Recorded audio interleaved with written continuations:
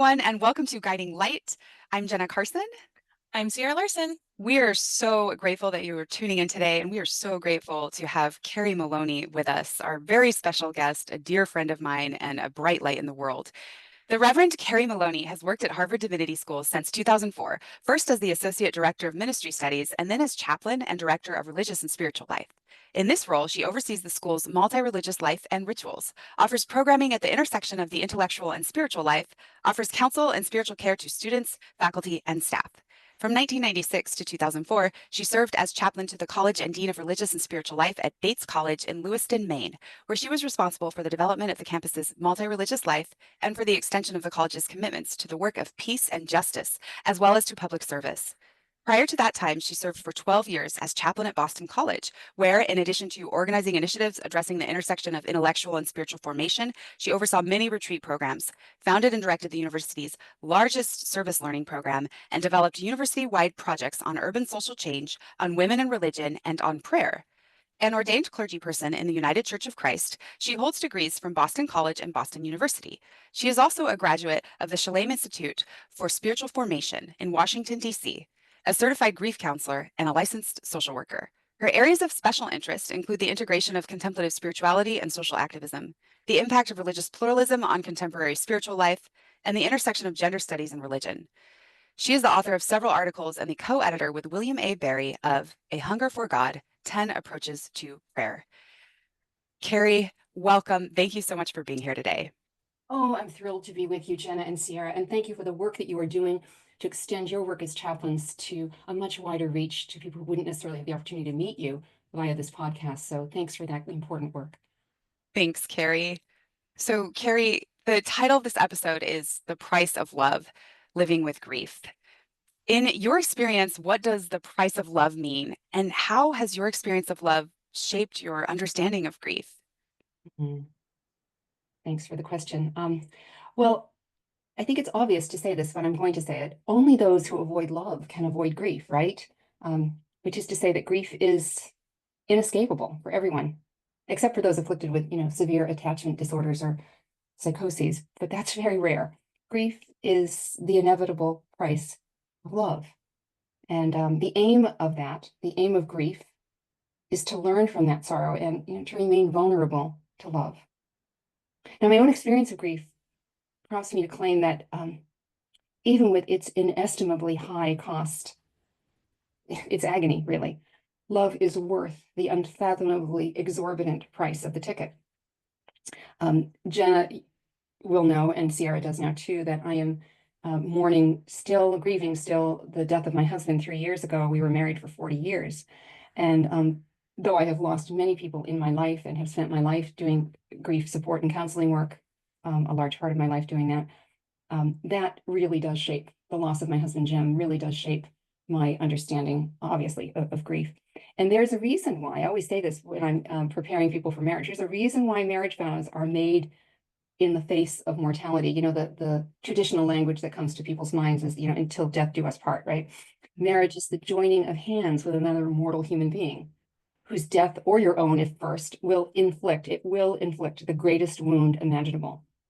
And we join hands and jump into the abyss anyway, because you could do no else with this person at your side, which is absolutely my experience of my husband, Jim.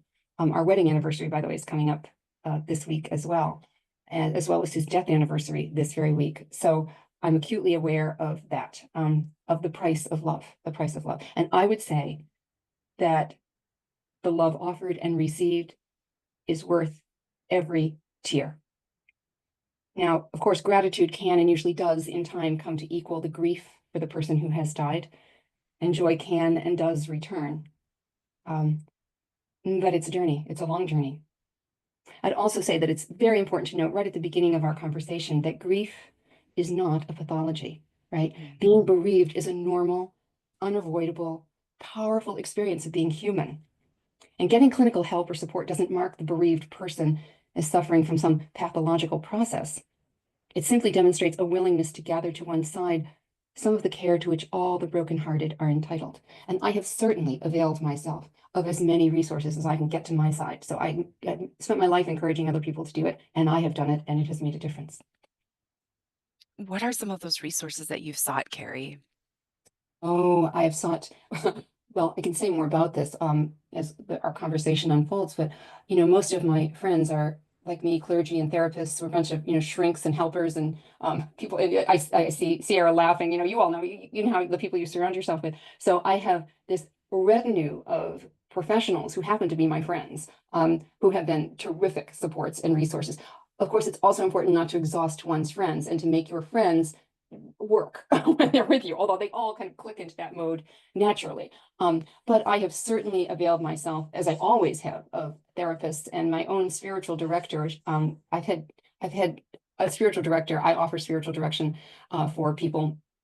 My whole life I've done that, but my whole professional life. But I have had a spiritual director since I was 18. I've basically killed them off seriatim one after another. I keep them for 10 years and they die. But that's a joke, but actually they have by heaven. And I found others to replace them. And at present I have two friends who are spiritual friends and companions to me, who listen endlessly. And of course, bibliotherapy is great. I, read endlessly about grief and other people's experiences of it more than sort of, therapy textbooks, which I've, read ad infinitum, but reading about people's experiences and art and all that can be very helpful. So those are some of the resources. Yeah. Kerry, some of our listeners may not be familiar with what a spiritual director is. Could you share that with us? Oh, sure. So a spiritual director, I actually prefer the word companion because it's less Cecil B. DeMille, right? Spiritual direction sounds like I'm telling you where to go and where to stand, and we're going to throw the right spotlight on you. Spiritual companionship is really the ancient art, comes out of the Western Christian monastic tradition, although you can find iterations of this in all the world's Western traditions, of one friend listening to and offering good questions and guidance to another on the spiritual path. So it looks, if you were to bring in a camera into my office or any other spiritual director's office and turn off the sound, it looks a lot like therapy, two people sitting and listening to, and speaking, deeply with one another, one speaking more than the other. This is a caricature, but if you were to say that therapy begins with the question, what is broken and needs healing, then spiritual direction or companionship begins with the question, what is flourishing and needs watering and needs to continue to grow in the spiritual life? Now, that's again a caricature because therapy does that too. And spiritual direction certainly does not avoid what is broken. That is not the case, but it's a difference in emphasis, right? And the thought in the Western Christian tradition, of course, is that, there is a divine partner in that, and that the director is pressing an ear to the heart of the directee and listening to that person and with that person for the voice and direction of God or the divine. And again, you will find iterations of this in all the world's wisdom traditions, and you will find spiritual directors in all of them these days now too. I recently well, because it's been 2 years now, over 2 years, I started working with a spiritual director, and it has played a crucial role in my development personally and as a chaplain. And I also see it as sort of a place for accountability. I like being held accountable by a spiritual companion. So thank you for sharing that, Carrie. I want to go back to Jim, the enlightened Jim. I was so fortunate, so graced to know and love Jim when I was at Harvard Divinity School. And it seems like his passing in one sense was just yesterday. It's been exactly 3 years this week. And I want to ask you about this idea of grief, I think, shapes our experience of time. And I wondered if you could speak to the connection between grief and time and how your relationship with time has changed since Jim's death. Well, those who endure any kind of major trauma, including the death of a spouse or a partner, often either suppress the events and lose clarity about their details, or they discover those details are heightened and that their sense of time is compressed, right? Now, uncharacteristically, I fall into that latter category. I've become the Rain Man of time. Tom Hanks had nothing on me in that movie, right? Everything is sharper and clearer and more vivid. I can tell you precisely what we were doing on certain days, which day of the week it was, and so on. I could often not remember whole years of my life, but they've flooded back to me in slow motion detail since Jim's death. I've even counted the number of days I knew him. I can tell you where I was in my life with Jim, the number of days before his death. So, 233 days before his death, this is what we were doing. As I can tell you now, the same number of days since his death, 233 days after his death, this is what I was doing. It's bizarre, but it's not uncommon. for those who are mourning. Now, it can be super painful to recall such immense happiness. And we did have an immensely happy marriage, immensely. I was blessed with that in unspeakable ways. But in the main, it's a great mercy to have those vivid memories and that sense of time so close at hand. It's not a torture. Now, of course, the psychic and spiritual function of all this is to keep the deceased person as close as possible. And in the case of those where those memories aren't as accessible, to keep the pain of the loss as far away as possible. But that's all to say that different people grieve differently, but it's all in the name of healing. Now, the other thing that happens, of course, is a heightened awareness of one's own mortality and the swift passage of time. You become acutely aware that you have fewer years left on Earth than you've had that have gone before. And so there's that acute compression of time as well. So I would say that that's a common experience in grief. And I should say, a little bit about grief in general, which I wonder if your listeners know much about. I mean, virtually every person listening will have been through some experience of loss and death, so they'll have some familiarity, but they may not be aware of some of the features of grief or its main tasks. And I would say that there's a difference between grief and mourning, right? So grief is the internal feelings related to the loss, and mourning, those are the external processes related to grief. And grief is work. Freud called it grief work for a reason. It's work. It's arduous.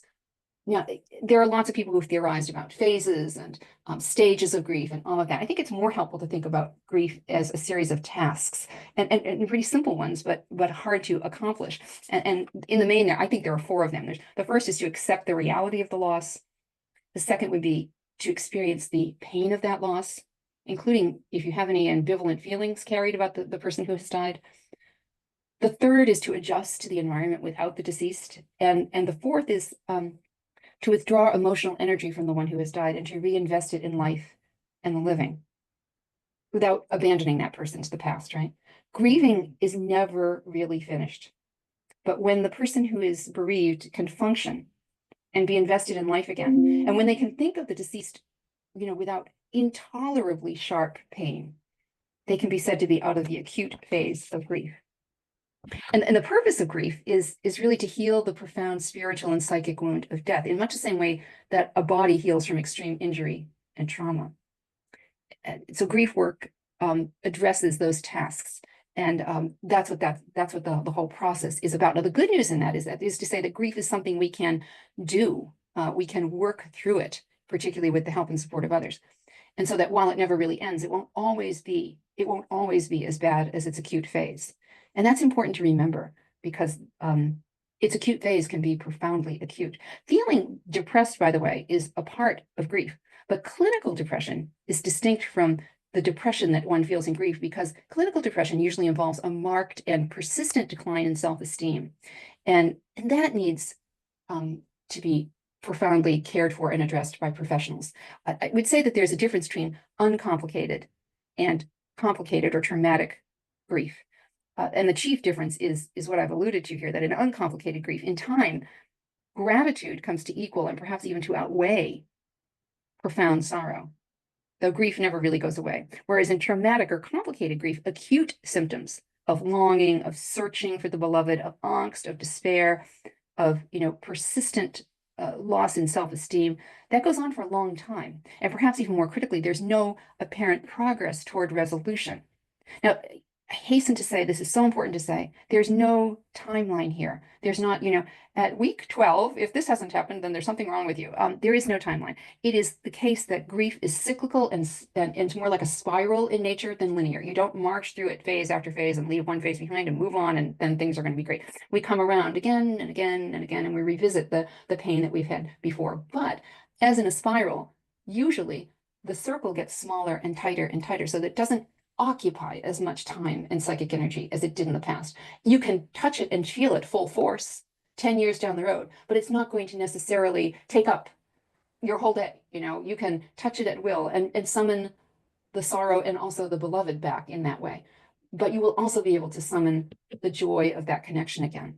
I don't know if that makes sense, but it's important to say that grief is cyclic in nature, and it also concatenates. If you've lost a friend or a parent or somebody else or several other people, then when you are bereaved again, you will be in familiar territory. The loss is unique. So I've lost both my parents and multiple friends, and as I've mentioned, spiritual directors in the past, and colleagues and others, teachers. Losing my husband was a totally different thing because he was a totally different human being, and each grief is its own loss.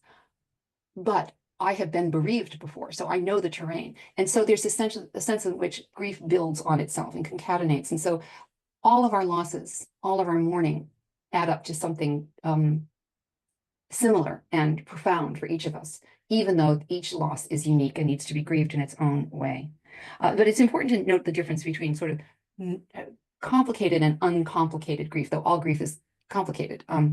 There's a kind of traumatic grief that needs professional address and care, more than sort of, I'm not going to use the word normal grief. All grief is normal, but grief that doesn't completely upend a life indefinitely. Exactly. Yes. For that grief that does upend life indefinitely, I agree with you 100% and know this, that there is no timeline and that grief stays with you and the form and the shape change. I love your imagery of the spiral. I'm also curious if we could give someone any hope by thinking about the end of the acute grief. Like at some point it will end, the acuteness. But as you said, those memories can always come flooding back, so the acuteness can always come back. But I remember one friend told me, a therapist had said something like, it took most people an average of 4 years after losing a child to start feeling, quote, like normal again. And I know that's not the best word because your life is irrevocably changed after losing a child or another family member. But I think the therapist's point was that after about 4 years, there was this pattern of feeling like, oh, okay, we can breathe again in a way we couldn't during those acute years. So I'm just curious if you've um, heard anything similar about time, or if you have any thoughts about that, Kerry. Clinically, I would say, and you have to be careful about this because you don't know where people are as they're listening. I would encourage people to be in touch with licensed therapists, and to get help that they need, and whether or not they feel that they're in complicated or uncomplicated grief, getting help, whether from a secular or spiritually oriented therapist, from a certified clergy therapist, and grief support groups, which we can say a little bit more about later on. All of that is really useful, and being assessed by people who have been this way with other folks. Never too early to get that help. Never too early to get that help. So I would encourage you to get that help right away. Again, gathering as many people to our sides as possible when we are in trauma and pain. Everybody who has been brokenhearted deserves that kind of support, and especially those who are grieving. And if you've got other responsibilities, if you've got children you have to raise, if you've got work, you have to go to work, you have to pay the bills. You've got to get through life, and you need some help sometimes to get there. I would say that it's unusual to need psychiatric help. And a psychiatrist, your listeners may know, is a physician who specializes in behavioral concerns and mental health, and they can prescribe medication, which other therapists typically cannot do. Nurse practitioners can. It depends on what state you're in, but typically that's reserved to people in the medical field. And it is uncommon, though sometimes profoundly helpful, to have medication, particularly early on in grief, for things like persistent anxiety and insomnia. But typically it's not needed and sometimes will complicate things. So you need to be assessed by a medical professional for that. So I would just mention that as well. And furthermore, it's very important to say, and I'm sure you've already reminded your listeners in other episodes of this podcast of the marvelous resource that came online a few years ago, the National Crisis and Suicide Hotline, which is 24/7 available. And the number for that is 988. And at any point, if anybody feels, it's 2 a.m. and I can't reach my primary care person, certainly be in touch with your primary care people throughout, your grieving process. That's critically important because this will affect your health and well-being for a time, but they should absolutely know what your status is. But if it's 2 a.m, you can't reach your medical team, you're not going to call a friend, you don't want to get them out of it, you're feeling like you're really spiraling down, they will answer the phone and they will talk with you. You don't have to be suicidal, though you could be, to give them a call, and there's no shame in that. You reach out and you get the help you need and deserve. You deserve it. And the person who has died would want you to have that help and care too. So that's important to say as well. Now I've probably lost track of your original question. What was your original question? I'm glad you said this, Kerry. Yeah, I love that. And thank you for highlighting the 988. I definitely think that's a great resource for anyone that needs it or any listeners that need it. I actually, when Jenna brought up loss of a child, I actually have a question, if that's okay, of in your professional experience, do you think that having someone who has lost a child, if that is a different kind of grief for them? And I'm just curious your thoughts on that, because when I've worked with, people that have lost children, one of the things that I hear is the not wanting to let go, because letting go of them, of the child, means that like that child didn't exist. I'm thinking specifically in like early on stages where, it's either like a miscarriage or a stillbirth or something of that nature where no one really got to know the child or anything. And the parents are still dealing with the grief of like the hopes of what could have been. So it's kind of the way that I've heard is it's a two-part grief. It's grieving, the time that you had and also the time that you lost. So grieving forward and grieving backwards. And I was just curious if you had any thoughts on that. Beautiful way to put that, Sierra. Yeah, you're grieving the present, but you're also grieving a future that never came to be with this little one. Um, I think grief is grief. And so you asked if grieving a child is different kind of grief. Every grief is different. Every relation, because you're grieving each unique relationship, right? I will say that there is um, a pattern of life by which we expect to have our children outlive us, right? That's just sort of understood to be the natural way of things. It doesn't clearly always happen. And you in the military are in the very, very unhappy business often of having to deliver to parents the news of the death of somebody in their prime. Their 20-year-old daughter, their 20-year-old son has died in combat. Oh, good heavens, or in an accident. Where do you put that? Where do you put that? And for parents, the notion that you have outlived a child is almost intolerable. It's just psychically and spiritually almost intolerable. And for some people, it really does crush them. And for some people, it can be something that they need profound and persistent help with for the rest of their lives, because it's just so out of the order of what we would expect, right? That's not true for everybody, but I would say that for anybody who has lost a child, they should get professional help immediately, even if they feel that there's nothing that a therapist can do with and for them. They certainly can't bring the child back to life. We were all agreed on that, but they absolutely need to be monitored for any kind of, developing health concerns. That's very, very important. But I would say, Sarah, you're right.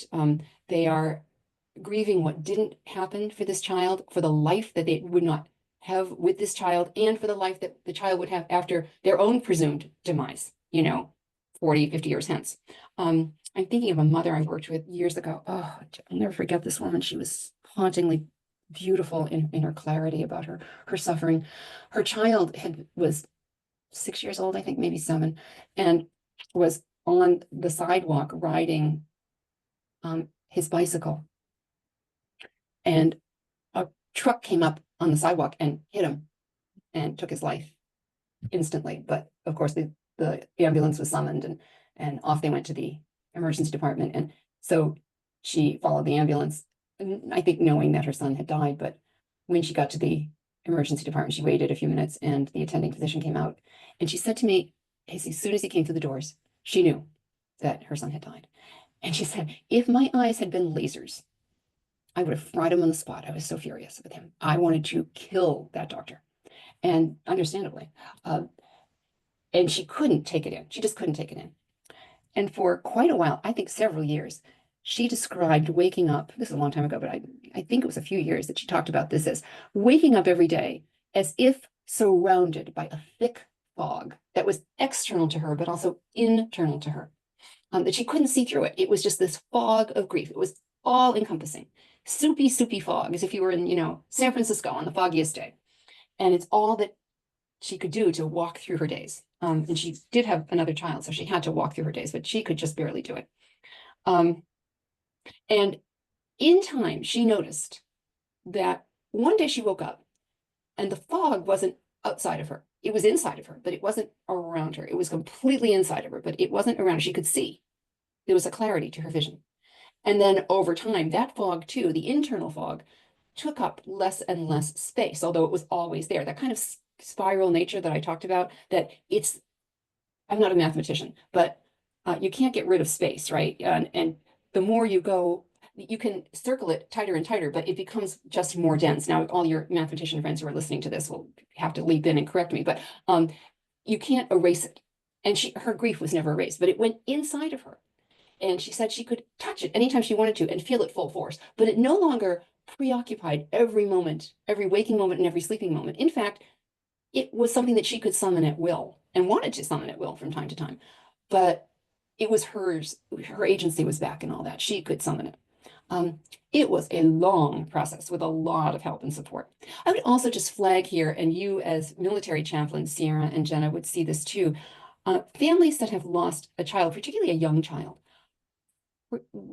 marriages and partnerships can become fragile because each person feels they're grieving differently, or can feel they're grieving differently, or not in sync with one another. One's partner may blame the other more than it can be that kind of thing, even if it's not said.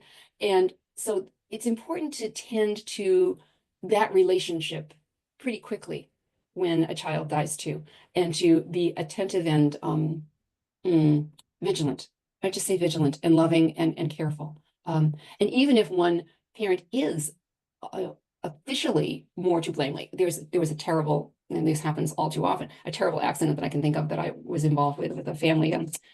A child was playing in the driveway, and the father backed up on the child and killed him. Didn't see him.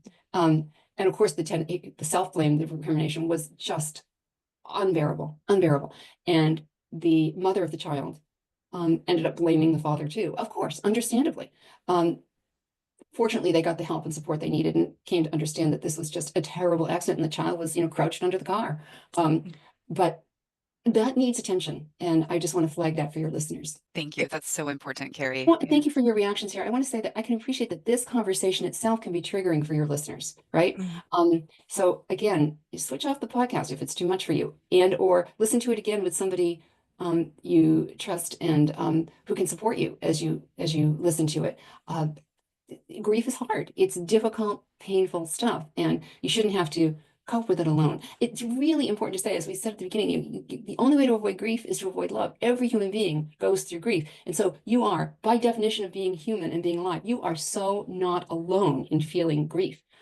Everybody on the planet has felt it. Almost everybody is, again, you might be able to count a few, sociopaths who don't feel grief because they're just incapable of it, but or people who have been, profoundly wounded as children and not given enough attachment and love. But that's a very rare person. Even those people will grieve often deeply. So, you are not alone. You're a human being if you're feeling grief and sorrow and trauma from grief. That's part of the deal. And it's what, the old adage, the only way out is through. Or if you live as I do in the Northeast, which you don't see, or you live in Tampa, I know, right? You're in Florida, so you don't have to drive in ice. But if you drive in ice and icy roads, when you go into a skid, your instinct is to turn in the other direction, but that will get you into a tailspin and can frequently get you killed. What you have to do is turn into the skid. Counterintuitive, but you have to do it gently, but you turn into it. And that's what you have to do with grief. You have to turn into it. And when you do, it will deepen your compassion. It will make you a more humane human being. It will make you wiser and stronger and better. Now, not that you wouldn't give all of that up just to have the beloved person back for an hour. If somebody told me that I could give up everything that I've learned in the past 3 years to be in Jim's presence for another hour, I would hand it all back in a trice. But I can't. Nobody can. So the best you can do is to resurrect in yourself the very best qualities of the person you have loved and who has died, and to become, a living testament to them, to bring some of their spirit back in who and how you are. So I just want to acknowledge that this can be a really tough thing to listen to as well as to talk about. So if your listeners can't do it right now, fine. Maybe they won't ever be able to come back and listen to it. But I do want them to know that there's help available and hope to them. Every person on the planet has had to go through this, at a certain point in life. So. Yes. Thank you so much, Kerry. Thank you. I think the piece that really impacted me the most that you said is, you get to have a choice of when you grieve. I think you did a beautiful job of illustrating the difference between being, having your grief be something that is forced on you, or having it feel like you were saying the fog and you can't escape it, being trapped by the grief, and that turning into something that still lives within you, but that you can control and visit.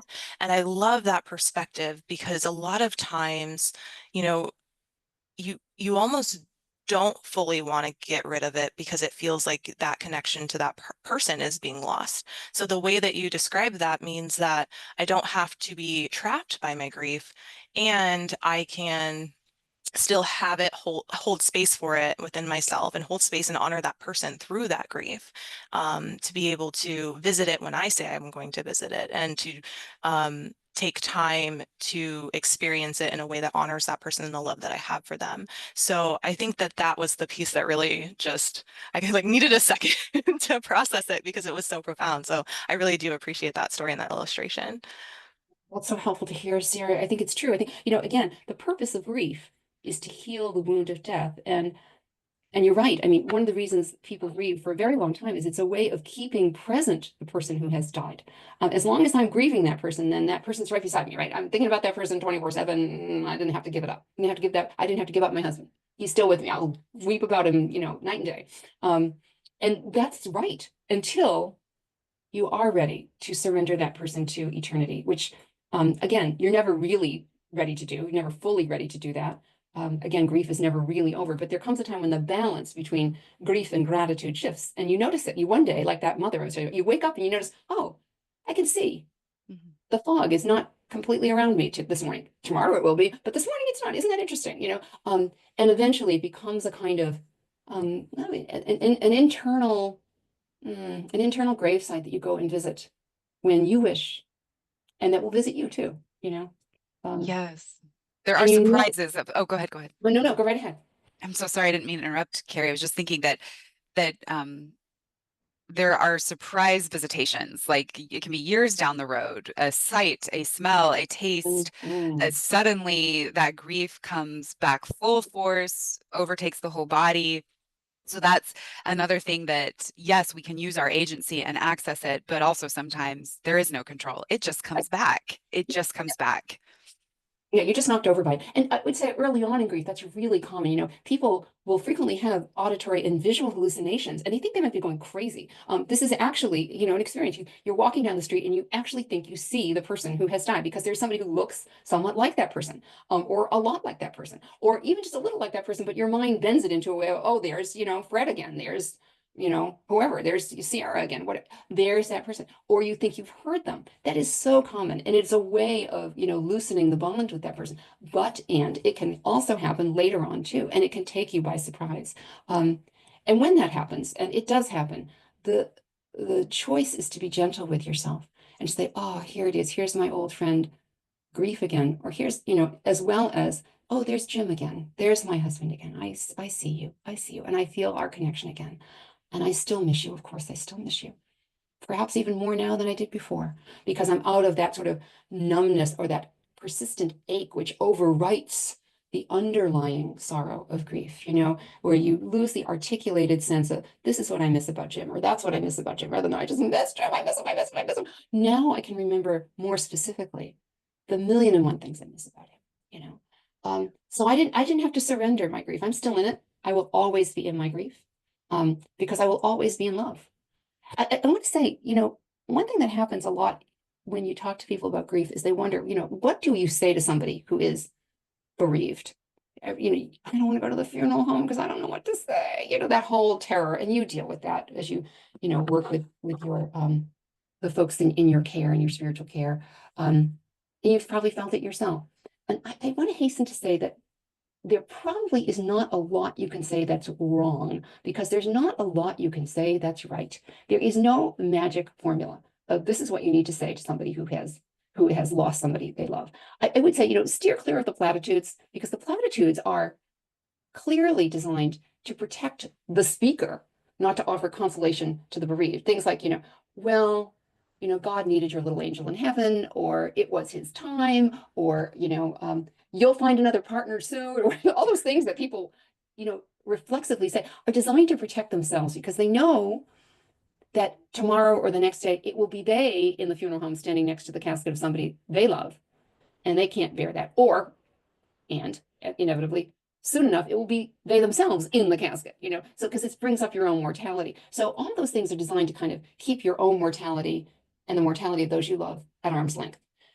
The best you can do is certainly show up, be present, listen endlessly. You might have to take a break, and I think my friends were tag teaming me there for a while because I am a tedious widow. I could talk endlessly about my husband, Jim, as any of my friends can attest. And I think there might have been a secret network of you get her this week and I'll get her next week, because it's just too much for any one person. I am a lot to manage, but so is anybody in grief. But listen endlessly, be supportive and non-judgmental, and see if you can't help them find whatever resources might be in their community. I mentioned earlier that grief support groups are profoundly helpful because not because people are going to understand your particular loss. They didn't grieve your wife's death. They might be grieving their sons, but they are also freshly in the terrain of the sorrowful. And to be in the presence of other people who are mourning is one of the most helpful things we know about getting through grief. Talking, the only cure, and I'm using air quotes here, the only cure for grief is to talk about it. We know that grief gets better with talking. And what better place to talk about it than in a community of other people who are going through it at the same time? Because, you're going to work, you're riding, public transit, you're in a car on a highway, and you're looking around stuck in traffic, and you think, the world has stopped for me, and all these other people seem to have their hair combed, and they seem to be, going to work or going to school and having a life, and I'm not.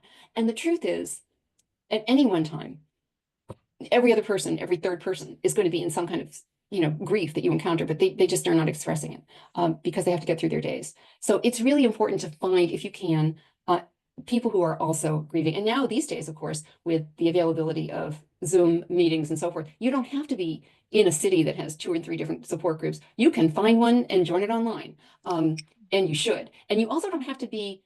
It's so difficult. You're so exhausted and disorganized. One of the experiences of grief is that you feel profoundly disorganized. Your behavior becomes disorganized. And it's a while before your behavior becomes reorganized. It's hard to get through a day if you've got kids you have to feed and so forth. And then you think, I'm going to go out to a grief support group tonight. No, you're not. No, you're not, because you've got 5 other things you have to do. But if you could just hop on your computer for an hour or 45 minutes, you can do that. And you should do that. You must do what you have to do to take care of yourself. And if it's available to you on the internet, do it. And there are plenty of, podcasts to listen to and films and books to read and all that. Jenna has a link to some resources from my own office on our website, which I know she's going to post to go along with this, but there are, and that's just a, suggestive list of some resources that are available. Some are specific to Harvard University, but there are many that are available to everybody. But you can find, Google grief support, and you'll find some really good things. So just make sure you get that care and help and support as you can. And you can do it on your own time. And it doesn't have to be, not only on Monday nights at 7 p.m. when you happen to be free, or Wednesday morning at 6 a.m. when you happen to be free, but it can be this year, it can be next year, it could be 10 years from now. Maybe something comes up that you really need to touch back in with others. And there are specific groups for specific kinds of loss. There are certainly grief groups for bereaved parents, very helpful. Grief groups for those who have survived murder, grief groups for those who have survived suicides, so all of that, check those things out and see what might be available to you, because there's a lot that can be helpful. Thank you, And you Kerry. deserve it. Thank You you for deserve sharing. it. Yes. Thank you so much for sharing that and for the resource page, for all of your wisdom. I would like to ask one more question, if I may. You mentioned how things become disorganized after grief, behavior, everything becomes disorganized during the grieving process. One of the things that becomes disorganized, I think, is spirituality, or rather our way of relating to who we thought the divine was, or what we thought the divine was before the event, before the loss. So can you speak to this struggle with doubt or anger during grief at a divine being? So what advice would you give to somebody who is struggling with all of that after loss, who feel their faith is gone? Well, first of all, I don't give out a lot of advice. I think that's really important to say. I think, talking helps the bereaved person, and listening is the response that is required. So I think listening is the first important thing to say. I would want to know from them what their sense of the divine or the eternal or the ultimate the most ultimate capital U, the most intimate capital I was before the loss, and how it has been reshaped or challenged in the wake of the loss. I want to hear more about that from them. I really let folks discover the wisdom that they already have within them, that everybody has within them. I don't have answers to the unanswerable, and no one does. And people should be highly suspicious of those who claim that they do. That is a red flag for a charlatan. The subspecialty in Christianity, the subspecialty of theology that deals with senseless tragedy and suffering is called theodicy. And it would, as you both know, it would take a lifetime to explore that field. And in fact, at the end of that lifetime, one would be no closer to any secure answers than they were at the beginning. Because the answer is, oh, we don't really know. I mean, there's libraries full of books on this, volume after volume, and wise ones who have opined about it. But the answer is, it's unanswerable. And the best we can do is find others who faced the unimaginable in the present and in the past throughout history, and make them our friends and companions, make them intimate companions. So someone like the great psychiatrist and Holocaust survivor, Viktor Frankl, comes to mind, right? His classic text, Man's Search for Meaning, which I'm sure you both know, is a powerful testament to the holiness of the pain at the center of meaninglessness. Not to the holiness of meaninglessness, I hasten to say, but this is a guy who lived in the death camps, and he wrote about what enabled those who did survive to come out with something like sanity intact, right?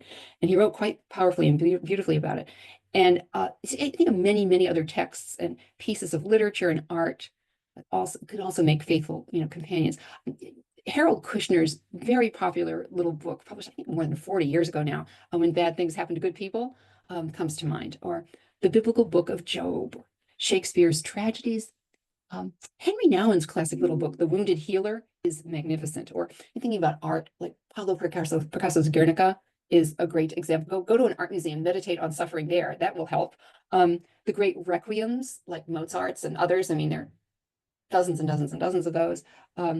Poets, Jenna will know I am very partial to poetry, and contemporary poets, as well as poets in the past, have made really good companions along the way. And then I think turning, if people have particular faith communities to which they have belonged, which might feel meaningless to them at this point, but I would invite them to turn to the resources in that community, even if they don't feel much like accessing them at the moment. And that could be, the sacred texts and rituals of that tradition, the religious leadership of that tradition, consult with them. And not everybody's going to be everybody's cup of tea. You have to search around before you find the right person, but somebody who's really going to listen to you and say, you know what, here's a little piece from our tradition that you might find useful. Buddhists have a venerable and ancient tradition of addressing the whole experience of suffering and attachment, the noble truths and all that. It's worth looking into those things. In my own tradition, in Christianity and in Judaism, the book of Psalms, the Psalter, is profoundly helpful, because every emotion and experience known to humanity, rage and wonder and delight and awe and humility, they're all in that little book of prayers. It's the prayer book of the Hebrew people. And if you pray them all, and some of the things in there are not very pretty, as you would know, which you don't always feel very pretty when you're in grief. You can feel some pretty nasty, rageful things. They're in there. And guess what? It's part of the human experience. So I would encourage people who are experiencing doubt or anger with the divine to express that, to gather to themselves the resources of others who have expressed that, visually or verbally or whatever, and then pour it out. Write it out, shout it out, dance it out, weep it, make rituals from it. And in the vast company of humanity that's had to walk this hard way, that's had to go through life and grieve because they have loved, you will know that you're not alone. And just see where that takes you. See where that takes you. You might be surprised that your faith, whatever that faith was, grows and changes in ways that you couldn't have predicted. It might be lost, and I'm again using air quotes here, but that might be a faith worth losing to get to the other side of a maturity of a faith that endures suffering and death and despair. And each tradition has its own way of answering what that looks like. I won't give you a sermon from my tradition about what that looks like, because I don't know what traditions your listeners are in, if they're in any, and if they're not in any religious or spiritual tradition, that they're in good and growing company. There are, as you well know, more people in the United States these days who claim no religious affiliation than those who do. And that's fine, and understandable given the ways in which religious institutions have been shown to have, feet of clay, and are not necessarily worthy of our trust and confidence, although many are. And it's just a matter of being mature and choosing wisely and discriminatingly about, what is a sound resource for you or not. But if you don't have a spiritual tradition, this might be an opportunity for you to begin thinking about having one, or developing a spiritual practice that has some accountability and isn't just about you yourself, in your room alone, that has some social accountability, that has an ethic to it, that has a community of care and support where you can receive care, but also offer care, that isn't a replication of, American individualism writ spiritually. This is not a time to be a rugged individualist. It is a time to go deep into our human instinct for connection, community, and love. And I would just advise your listeners to think about that. That's probably more than you cared to hear about, but That was perfect. I love that. I think there was so much there for anyone and everyone, and just so much to take from. One of the things that it brings to mind, especially, the concept of maybe having like it changing your relationship with the divine. And one of the things that comes to mind personally, just for me, is the dialectic of I can be mad at you and love you. I can feel betrayed and hurt by you and still hold space for the love that I have for you. And that applying to maybe the divine, and I'm not saying that's the answer or anything like that, but I think, like you're saying, it doesn't have to be one thing. It doesn't have to be one way. There's so many, there's space for so many ways of relating to the divine and healing in that way. So I love that you just so beautifully gave so many ways through art and poetry and divine texts and different, just so just a rich and different. Sorry, I get tongue-tied. What's the word? Varied. Varied. Thank you. Varied and inclusive way of just incorporating so many different cultures and beliefs. And I think that's so beautiful of how that perspective can just help so many people in so many different ways. Sarah, I think, we've been practicing for this from the time we were born. The object relations theorists in sort of psychodynamic theory would say, that with our parents, we rehearse this experience from the time we can find language. I'm mad at you, but I still love you. What 2-year-old hasn't wanted to push the parent away and pull the parent in, right? And what parent hasn't wanted to push the 2-year-old away and pull the 2-year-old in? I mean, it's just kind of what we do with one another. And this notion of the parent as a divine-like figure that we ultimately install in ourselves so that we can grow into that kind of mature adult is part of what's going on here with the divine as well. That we can and we must hold many emotions all at once. It's part of being human. And again, I mean, there is testament to this in all the world's wisdom traditions, but my favorite is to just, open the book of Psalms. There it all is right there in the Bible. You will find it, everything you could possibly feel. Go away, come back, I hate you, I love you, whatever, all that stuff. It's all in there. And you're not alone if you're feeling that in the wake of grief. So thank you for raising that, Sierra. Listen, what a pleasure it's been to spend some time with both of you and with all of your listeners. I wish you all well. I wish you growth and peace in your journeys of loss and recovery, of self and of soul and of wonder, and ultimately of ultimacy and intimacy in your own lives. You will be led along that path if you open your heart fully. I know you will be. Thank you so much, Kerry. Thank you for your time. I love you and am grateful for you and love Jim and celebrate him and the way that you continue to resurrect and show his legacy in the world. So thank you again for sharing your wisdom. Your listeners may not know that my Jim, was madly in love with Jenna. He just had a very special friendship with her. So thank you for letting me speak about him today on the anniversary of his death. And he would be honored that you were part of this conversation too, Sierra. So delighted to be with you both. And for all of you listeners, wherever you are in your journey, as Kerry said, you are not alone. And we hope that you follow the sources of peace in your life and check out those resources pages posted under this episode. I'm Jenna Carson. I'm Sierra Larson. And we do hope that you continue to follow the peace.